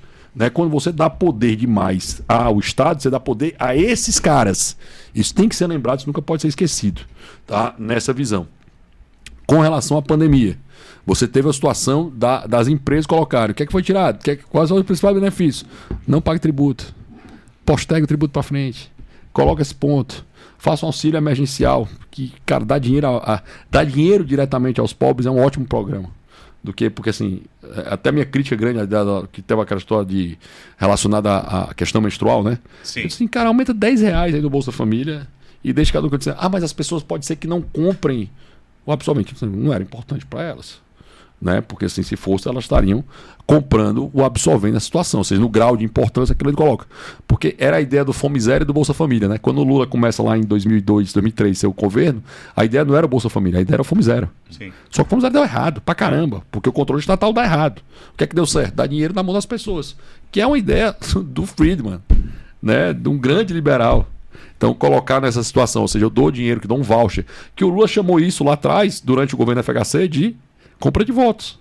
Tem discurso nesse sentido do Lula. Mudou de ideia, né? Porque isso começou a dar votos. Nesse sentido. O problema é que esse sistema não pode ser nunca valorizado quando isso aumenta. Ele tem que ser valorizado quando as pessoas saem do sistema, não quando eles entram no sistema. Certo? Porque o sistema, eu não estou dizendo que ele é desnecessário, não. Ele é necessário, pro miserável. Ele é necessário para isso. Mas ele deve ser muito comemorado, a saída dele deve ser muito comemorada, não a entrada. Hoje metade da população brasileira está no Bolsa Família. Tá? É muita gente colocada nisso. Assim. Como é que a gente resolve essa situação? Porque em vez disso, por exemplo, o Bolsa Família hoje é R$600. Tudo bem. Por que então o salário mínimo não é o mesmo valor do Bolsa Família? Porque se eu pudesse pagar R$600 para o empregado, eu tenho certeza que teria muito mais gente empregado que tem hoje nos 2.400, que é o custo que tem do salário mínimo. Né? É 2.400. Então o cara, por 600, que é o que ele ganha no Bolsa Família, por que ele não pode estar empregado pelos mesmos 600? Por que não? Porque aí você tem um controle, né? O político não quer perder isso. Por que não? Então, assim, só para parar para pensar esses pontos. Porque essa regulação do salário mínimo, em tese, é boa para os mais pobres. Eu disse, mas se é bom ganhar 600, por que não é bom trabalhar por 600? Eu não consigo entender a lógica disso. Né? Então, assim, em geral, se você pegar as políticas, só para finalizar essa parte da pandemia, cara, o que eu tava no Congresso nessa época, eu era o diretor legislativo da Bancada Novo. O que teve de revogação de liberação para a produção direta de álcool, projeto de lei de telemedicina, foi eu que escrevi. Certo? Liberação de telemedicina. A Adriana, que é a deputada Adriana que protocolou, foi aprovado, mas eu estava saindo de uma reunião com o Mandetta e imediatamente meu time escreveu o projeto de lei, porque eu orientei a escrever, e a gente colocou esse projeto de lei de telemedicina no Brasil. Então, assim, isso não tinha, era proibido no Brasil. Imaginou? Era proibido no Brasil. Só foi autorizado na época, na pandemia. Depois é que foi liberado, porque não tinha lógica nenhuma você contrário a isso. Proibição de venda de álcool direto, era proibido também. A possibilidade de eu ter álcool líquido ser vendido, era proibido também. O tanto de liberações que houveram durante a pandemia, né? Trabalho home office, porra, o tanto de liberação que teve para isso, tudo isso era proibido pré-pandemia. O tanto de coisas liberais que foram autorizadas pela pós-pandemia, cara, foi o que salvou a realidade brasileira nisso. Mas, óbvio, ninguém quer ouvir essa parte, né? Quer dizer que foi a vacina, foi o ponto. A Amazônia pegou fogo e tudo mais. Vamos lá, para a gente encerrar aqui, mas a Agenda 2030 da ONU, em que medida ela cefeia ali a liberdade do cidadão? Eu acho que tem mais propaganda do que, tipo assim, propaganda em si do que problema, né? Transformar a Agenda 2030 num grande mal da direita, assim, vamos ser um contraponto. Ela é primeiro, ela é programática, né? 90% programática. O medo de qualquer liberal é que a ONU é que tratados internacionais tenham confirmações diretas. Não tenham afirmações do Brasil, ou seja, passa a ter uma ideia de governo central, mundial. Isso é perigoso, por óbvio. Isso é perigoso, né? Porque óbvio, né? Quando eu tenho uma descentralização, eu posso, ou eu voto com os pés ou eu voto com as mãos, né? Eu posso migrar, né? Eu não gosto de morar aqui, mas pelo menos eu posso morar ali. Se a regra for a mesma, de governança for a mesma em todo o país, como é que eu vou escolher para onde eu vou? Se está todo mundo na mesma regra, na mesma lógica, na mesma definição. Então há um receio muito grande de tratados internacionais, o Paulo pode falar 200 vezes melhor do que eu, eles terem confirmações imediatas. O PT já tentou isso, tá? Porque isso é perigoso. Tá? Na minha visão. Tratados, eles têm um momento assim, só para entender a lógica de tratado. Tratado é assinado fora do Brasil, Agenda 2030. É assinado no Brasil e é confirmado pela nossa jurisdição. Para dizer, nós topamos esse tratado. Certo? O executivo tem direito de assinar qualquer tratado que ele quiser. Vai para o legislativo, que é um PDL, e vai ser confirmada a situação. E o tratado vale já, em tese, vai ter validade, em alguns casos até imediato. Mas ela é confirmado ou desconfirmado. Tanto é que o legislativo não pode mexer em tratado. Ou ele aceita ou ele não aceita. Que é um PDL, né? Que é o Projeto de Decreto Legislativo para votação nisso. E assim, esse é o medo de agendas avançarem, porque as jurisdições nacionais colocaram, mesmo a União Europeia, mesmo o Parlamento Europeu, não tem jurisdição imediata sobre todos os países. Eles precisam confirmar. Por que a ONU teria? Então esse é o receio, tá? Esse é o medo. Tipo assim, assusta muito dizer, o próximo passo é esse. E não é tão simples e não é tão fácil. É mais espantalho do que qualquer outra coisa. Show. Pra gente encerrar aqui, aí. por conta do avançar aqui da hora, Eu meti no assunto do Paulo aqui. Não, Paulo, se você quiser apenas reforçar isso aí. Eu não vislumbro, né? Há um medo, mas eu não vislumbro isso no curto prazo. A ONU é uma entidade dentro da qual os estados soberanos, os países, deveriam discutir como resolver os problemas do mundo, mas o acordo está longe de existir, como a gente vê. Então, não vislumbro. E também, eu sou professor de Direito Internacional, mas o Direito Internacional, para mim, não é um credo, não é um dogma. Em outras palavras, o fato de os estados negociarem os tratados e os celebrarem, aceitando ou não, ainda é uma forma de prudência em relação a forças que podem querer impor ao país determinadas medidas que podem prejudicar muito o Brasil e podem prejudicar a economia brasileira, podem prejudicar a sociedade brasileira. É um filtro. O Estado, ao negociar o tratado e ao assinar e passar pelo Congresso, ratificar e ainda incorporar o ordenamento interno, uma bela liturgia, ainda é uma forma pela qual o Estado entra com prudência na seara complexa das relações internacionais. Show. Paulo e Rodrigo, referência de democracia hoje no mundo ainda é os Estados Unidos? Claro, ainda é os Estados Unidos, ainda é uma delas, né? A Suíça é uma grande referência de democracia, mas assim já vai ter, a Austrália é uma grande referência, países grandes, né? Além de democracia, de liberdade. Não, mas de liberdade os Estados Unidos já foi mais, não é mais tanto como já foi. Hong Kong, por exemplo, foi uma grande referência de liberdade, hoje a China destruiu vem destruindo, né, toda a independência política que Hong Kong tinha, que a Inglaterra conseguiu, né, deixar aquele protetorado ali, né, quase uma luz ali na China que você tinha que é um país comunista violentíssimo, né, que é a China, e ditatorial, que é a China que está lá. Mas você vai ter, né, os países nórdicos são exemplos de democracia liberal, a França é um exemplo de democracia liberal, a Inglaterra é um exemplo de democracia liberal, o mundo ocidental, Cavalcante Neto, ainda é um exemplo de democracia liberal. Ainda é um exemplo. Aqui na América do Sul, mesmo a Argentina, com todos os seus defeitos, com todos os seus problemas, o Brasil, né? Assim, nós caminhamos agora, nós temos agora, né? Tivemos mudança de poder, alteramos. Acho estranho essas inelegibilidades que o Bolsonaro está tendo, mas enfim, a troca de poder acontecendo, né? De maneira clara, com todos os defeitos. A Argentina, o Chile, Peru, Colômbia, são todos exemplos hoje de democracias liberais. Aqui, você subir aqui, México, mesmo México, você vai ser um exemplo de democracia liberal, Canadá, Estados Unidos. o mundo ocidental ainda respira essa visão de democracia liberal. Você vai ter problemas aqui, você vai ter Cuba, você vai ter Nicarágua, você vai ter a Venezuela, né? Você vai ter a Coreia do Norte, você vai ter... Aí complica um pouco mais aqui pela Ásia e pela África, certo? Ali no Oriente Médio é bem complicado, tá? Mas assim, o mundo ocidental ainda tem essa visão judaico-cristã muito forte.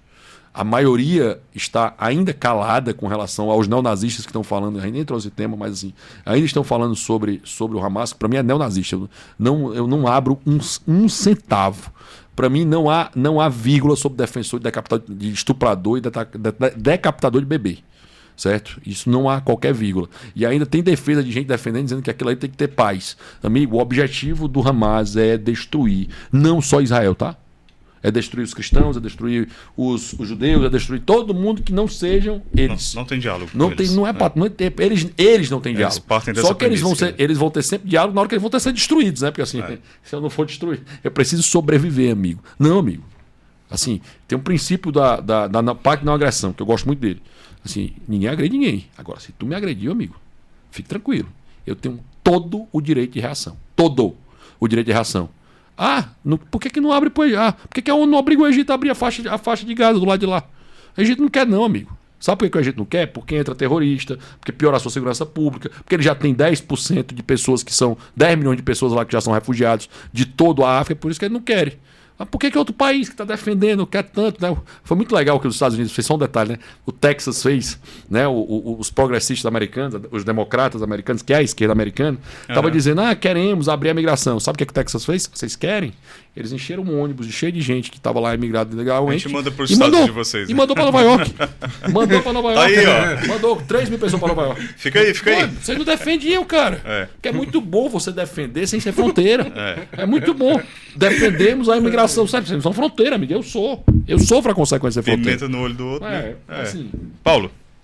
Então, exatamente. Onde as liberdades ainda são mais, digamos, fortes. Em outras palavras, e eu digo isso com todo respeito a todas as partes do mundo. Mas, em vários países, não pode haver igrejas católicas. Em vários países, há uma ou duas igrejas católicas. Vou citar o caso da Argélia, onde cemitérios cristãos da época ainda da colonização francesa, eu não estou dizendo que foi fácil, é um momento muito polêmico da história, mas cemitérios cristãos e judeus são sistematicamente vandalizados e fechados. Absurdo.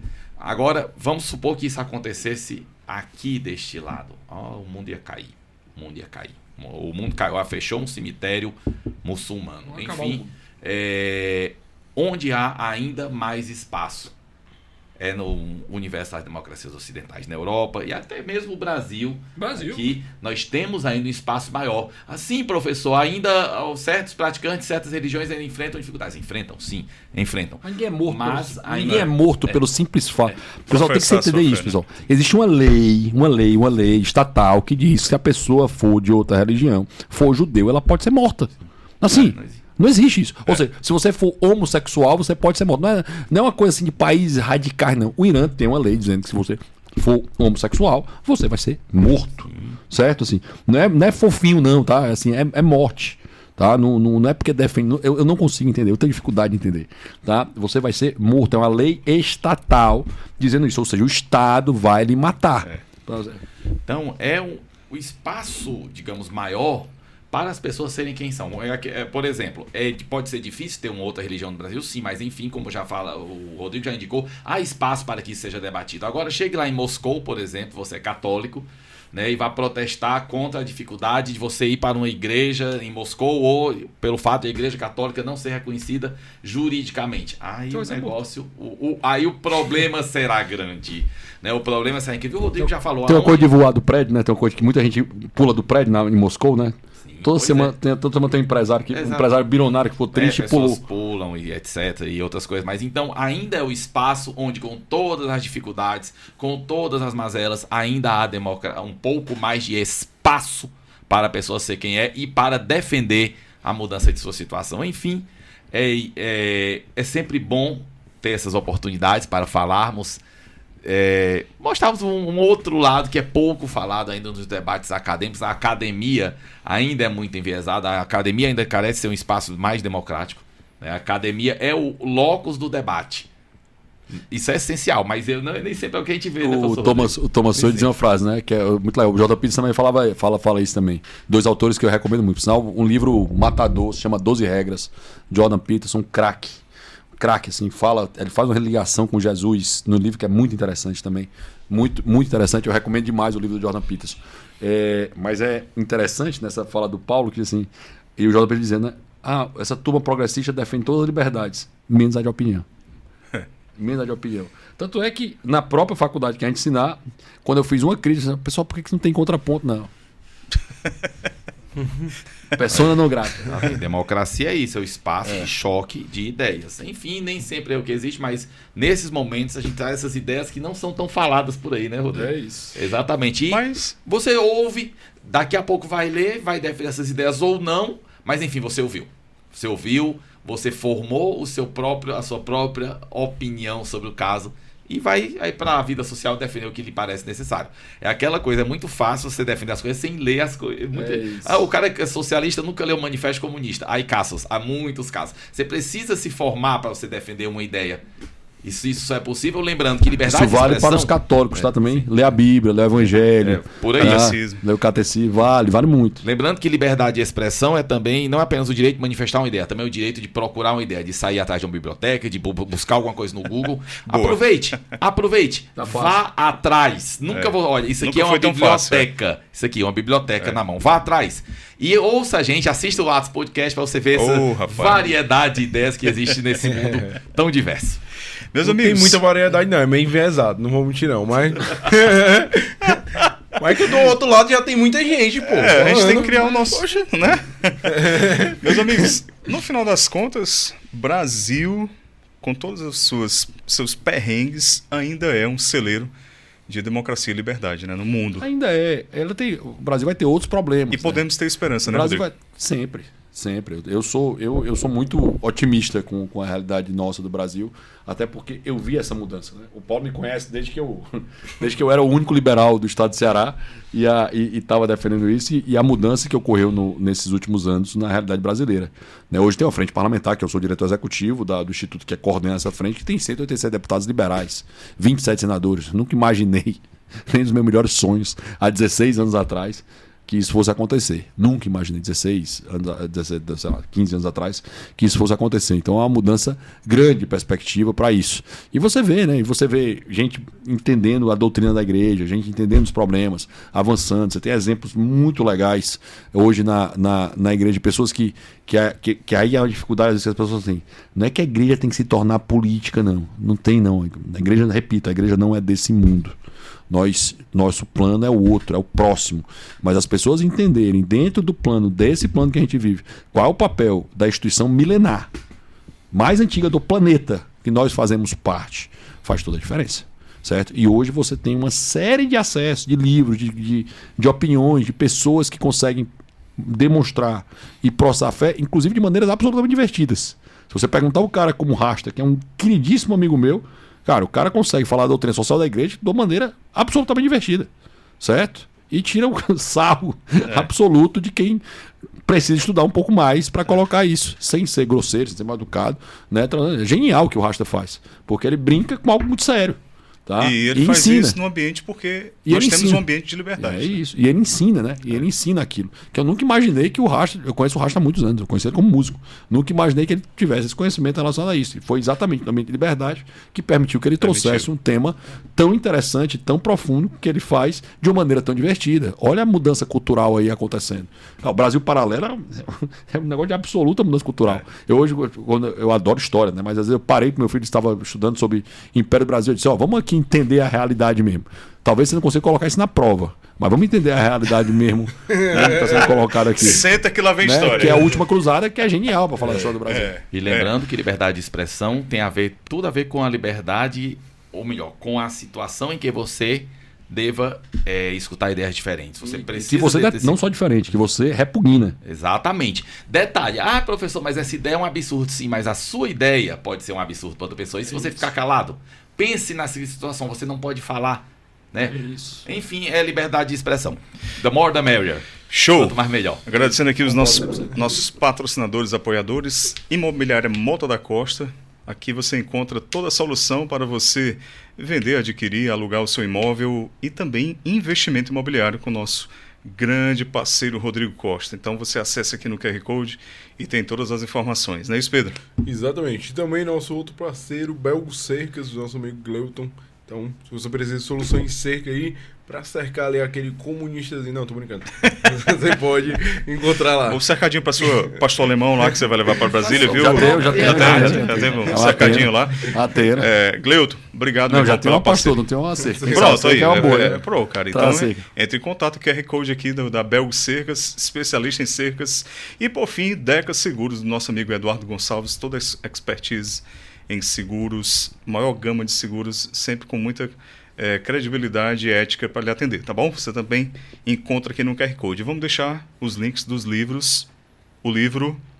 O do meu? Sim, macho. A História das Constituições pelo Brasil. Mechan aí, Mechan. A História das Constituições pelo Brasil. Brasil. Que eu falo sobre as 8 constituições que nós tivemos, inclusive a emenda constitucional 69, falando um pouco da história brasileira, por que essas constituições mudaram. Não deveriam ter mudado, mas por que mudaram tanto na realidade brasileira, que é um tema que, infelizmente, eu fiz graduação, mestrado e nunca vi ninguém falar sobre a história das constituições em nenhum desses âmbitos. E é um tema tão importante para o Brasil. Vamos deixar o link aqui. Não esgotou não, né? Não, tá na Amazon. Na Amazon você encontra facilmente. Vamos deixar o link. E do Dr. Paulo Henrique Portela, Direito Internacional também. Vamos deixar o link aí. Direito internacional público e privado. E privado, Estamos vamos deixar para o a link. nova edição em breve. Show de bola. Meus amigos, obrigado, Paulo Henrique Portela, obrigado, Rodrigo Marinho, passando aqui por Fortaleza. O Atos está sempre de portas abertas, tá bom? Pra gente Obrigado. conversar. Meus meninos estão esperando agora no colégio. Pronto. É a chance de pegar e se embora. Beijo Valeu, grande. meu Valeu, pessoal. irmão. Deixa o like aí, compartilha com todo mundo esse episódio maravilhoso. Valeu, gente.